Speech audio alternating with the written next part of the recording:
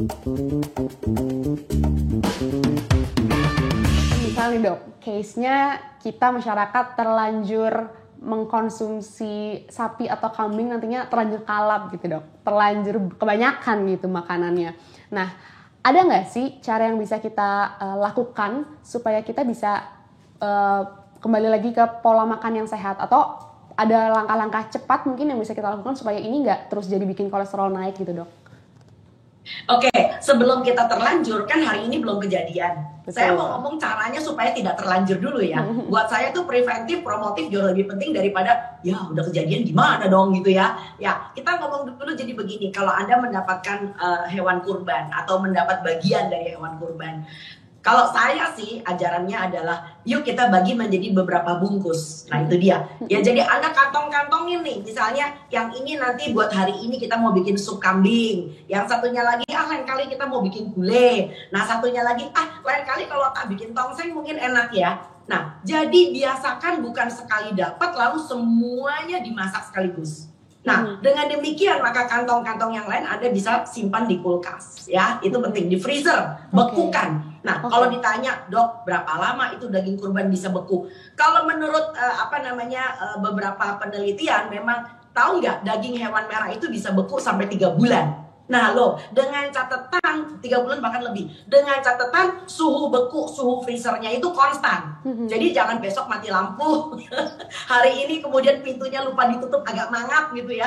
Nggak boleh. Jadi suhu freezernya konstan ya. Jadi sekitar minus 10 ke bawah ya. Bahkan minus 25. Nah, jadi dengan cara demikian maka dengan catatan suhunya konstan kita bisa memberikan semacam tahapan kita makan daging gitu yang pertama. Dan yang kedua tentu saja bahwa kalau seandainya saya sudah makan daging, udah kadung ya, kalau udah ceritanya udah kadung ya, udah kalap nih, makan sate 20 tusuk, ditambah dengan sop kambing, ditambah tadi nyicipin gulai.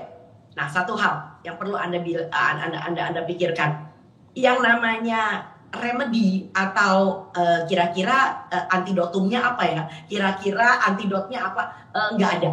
Jujur ngomong nggak ada. Jadi jangan sampai Anda mempunyai semacam pikiran yang sifatnya agak spekulatif, manipulatif ya. Karena badan kita nggak bisa digituin. Not even seperti misalnya, aduh kalau gitu gue siap-siap deh minum 2 atau 3 butir obat kolesterol sekaligus gitu ya. Badan Anda nggak bisa dimanipulatif dengan cara seperti itu. Yang udah kejadian udah lewat.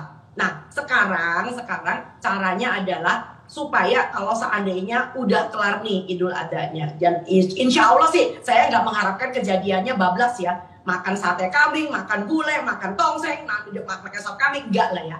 Anda bisa secukupnya, bisa bukan sekedar menahan diri ya, tapi bisa bersyukur ya kan. Salah satu dari konsep Idul Adha sebetulnya kita adalah bisa bersyukur. Nah lalu kemudian yang lebih penting lagi adalah kembali ke pola hidup sehat dan seimbang. Kita di Indonesia mempunyai istilah, punya jargon namanya 4 pilar gizi seimbang. Nah, kira-kira Mbak Fit tahu nggak 4 pilar gizi seimbang itu apa? Ayo, silakan Mbak Fit, 4 pilar gizi seimbang. Oke, yang pertama, makanlah makanan yang beragam. Jadi usahakan nanti hidangan Idul Adha bukan murni semua kambing guling, bukan murni nasi kebuli. Ya, tetapi orang yang bikin nasi kebuli aja dalamnya pasti ada acar nanas, acar kol, betul apa enggak?